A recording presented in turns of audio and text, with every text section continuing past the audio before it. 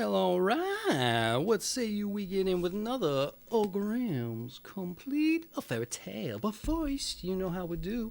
We like to set the mood here. We get a little bit of lights off and a little bit of harmonica. Let's do a little toy mic tonight, shall we?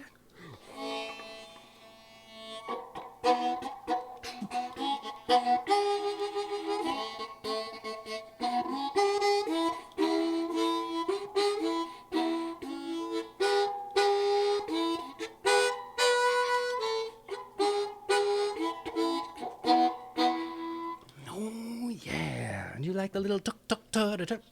No, wrong side. Yeah, a little tuk tuk tuk tuk tuk tuk. All right, stop screwing around. Let's get in the fairy tale, shall we? This one you may recognize, but maybe you haven't heard it from the horse's mouth, as they say, or the horse's book, as it goes. But let's do and dive in on a little Cinderella. Oh, yeah. I haven't read this one, though I had seen a cartoon. Cinderella. Let's go. There was once a rich man whose wife lay sick, and when she felt her end drawn near, she called her only daughter to come near her bed. She said, "Dear daughter, be good and pious, and God will always take care of you, and I will look down upon you from heaven, and will be with you." And then she closed her eyes and died.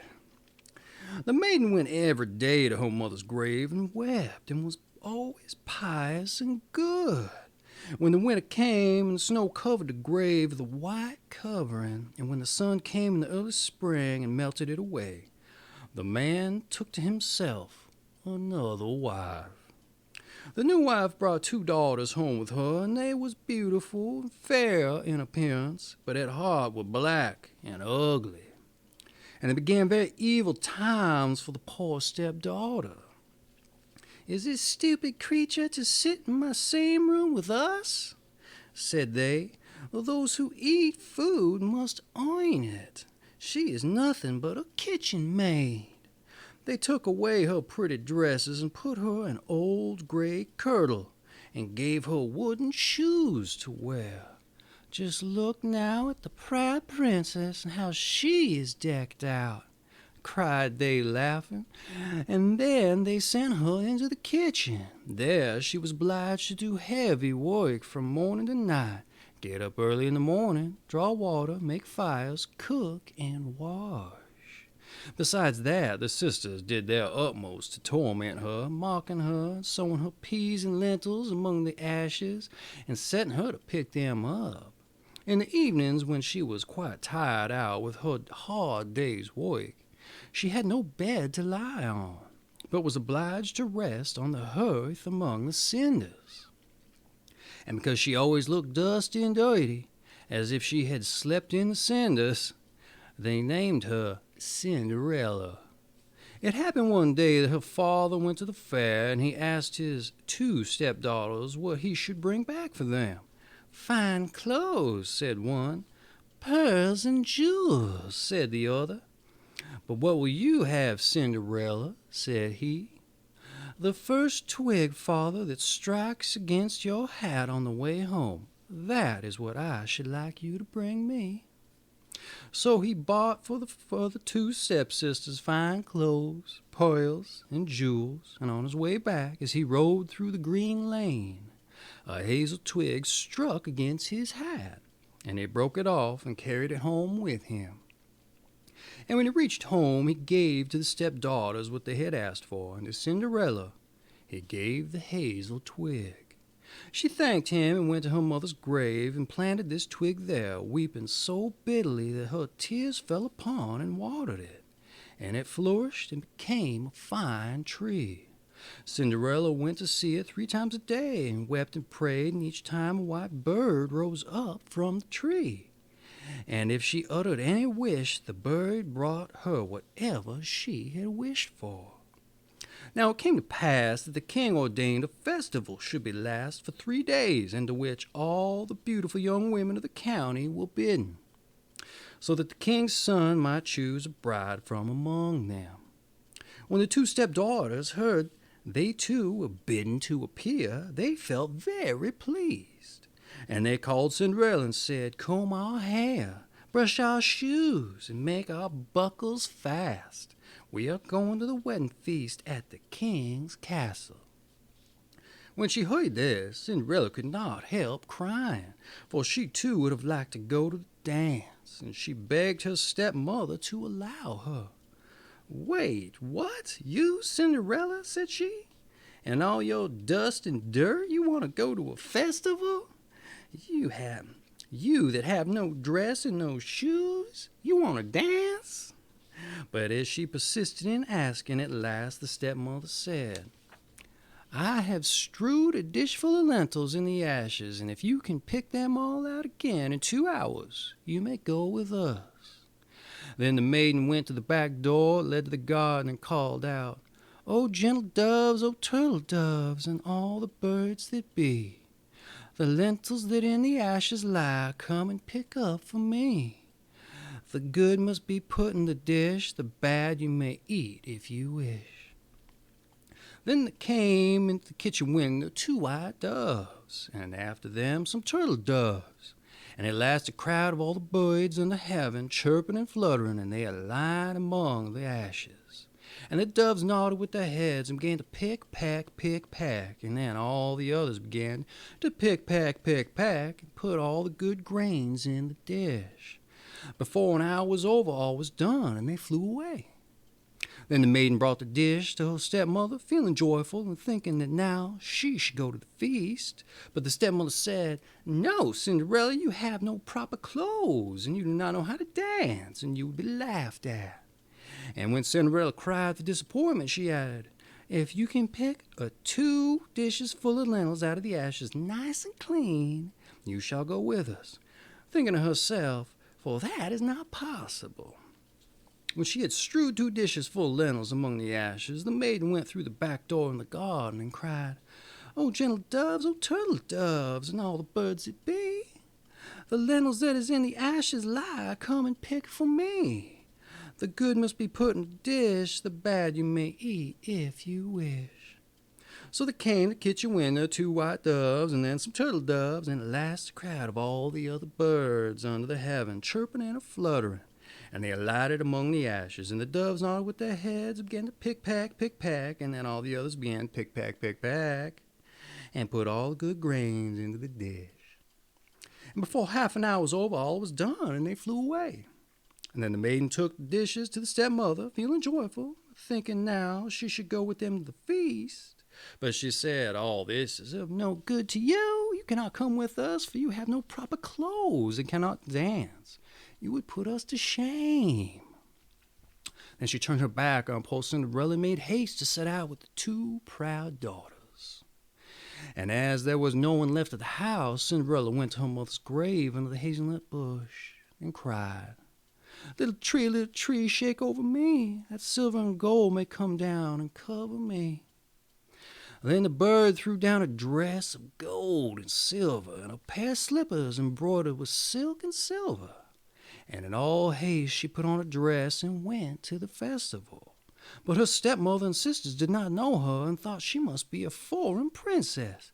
She looked so beautiful in her golden dress. Of Cinderella they never thought at all, and supposed that she was sitting at home and picking the lentils out of the ashes.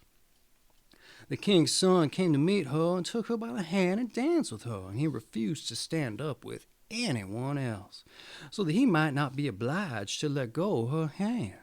And when anyone came to claim that, he answered, "She is my partner." And when the evening came, she went home, but the prince said he would go with her and take care of her, for he wanted to see where the beautiful maiden lived. But she escaped him and jumped into the pigeon house. Then the prince waited until the father came and told him the strange maiden had jumped into the pigeon house. The father thought to himself, "It surely cannot be Cinderella," and called for axes and hatchets, and had the pigeon house cut down, but there was no one in it. And when they entered the house, there sat Cinderella in dirty clothes amongst the cinders, and a little old lamp burnt dimly in the chimney. For Cinderella had been very quick and had jumped out of that pigeon house again and had run to the hazel bush.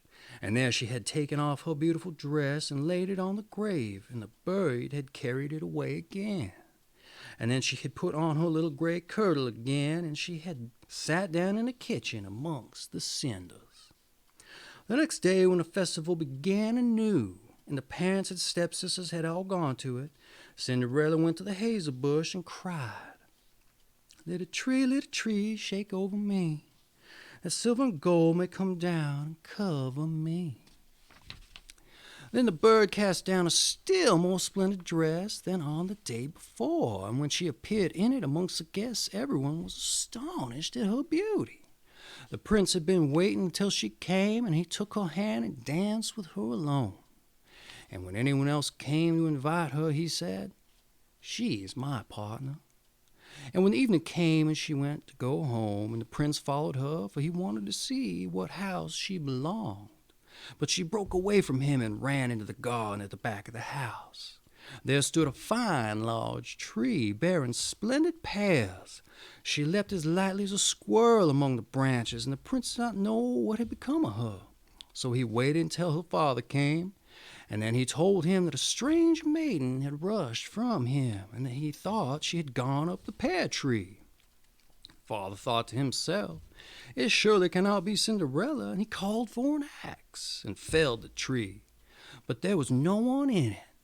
And when they went into the kitchen, there sat Cinderella amongst the cinders as usual, for she had got down the other side of that tree, and had taken her back the beautiful clothes to the bird on the hazel bush, and put on her old gray kirtle again. On the third day, when the parents and the stepchildren had set off, Cinderella again went to her mother's grave and said to the tree, little tree, shake over me, that silver and gold may come down and cover me." And the bird cast down a dress, the like of which had never been seen for splendor and brilliancy, and slippers that were of gold.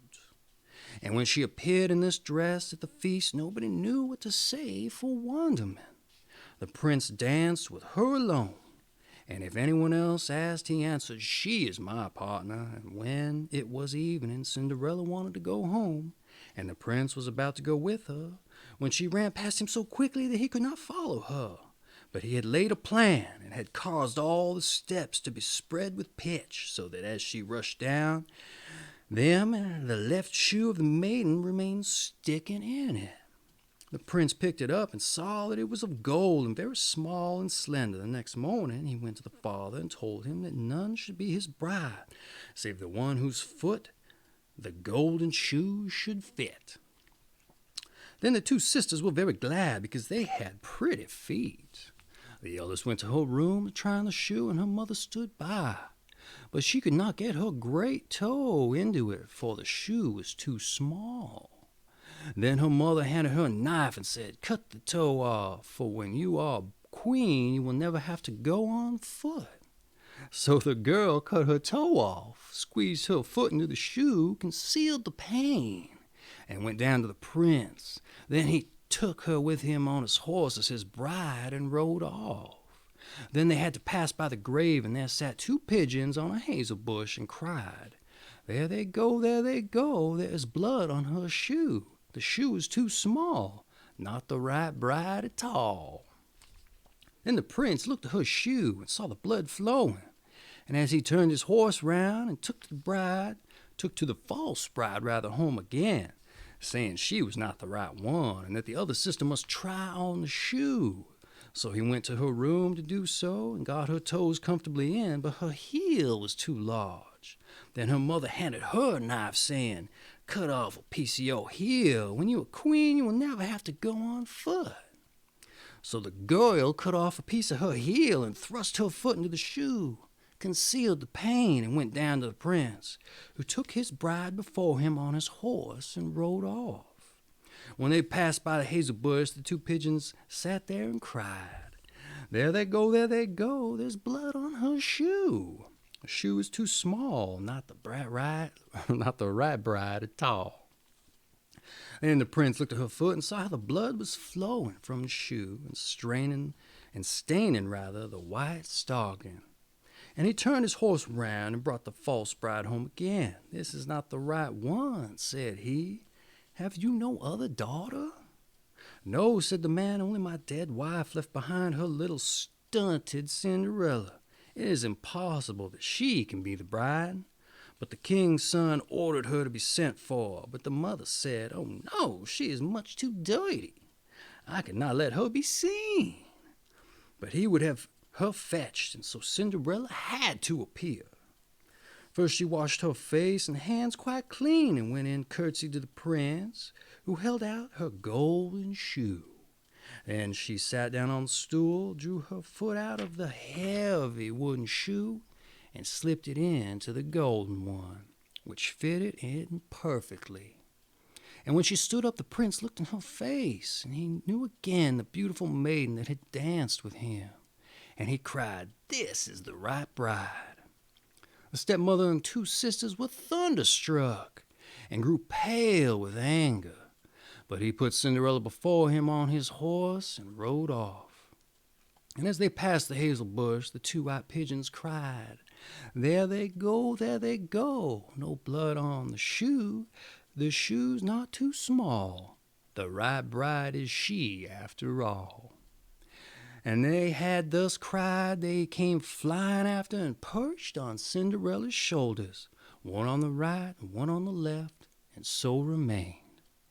And when her wedding with the prince was appointed to be held, the false sisters came, hoping to curry favor and to take part in the festivities. So as the bridal procession went to the church, the eldest walked on the right side and the younger on the left, and the pigeons picked out an eye of each of them. And as they returned, the elder was on the left and the younger on the right, and the pigeons plucked out the eye. I read that part. And so they were condemned to go blind for the rest of their days because of their wickedness and falsehood. Well, all right. Didn't see that coming, did you? Quite a bit different than the story we was told. But none of you thought to pick up Grimm's Complete Fairy Tales, now did you? Well, you can very simply by going down the description and clicking on that affiliate link and supporting the channel, y'all. That's right. But hey, how about we dive in with a little ditty to take us out for those of you who know what's going on here? We shall try to get it good.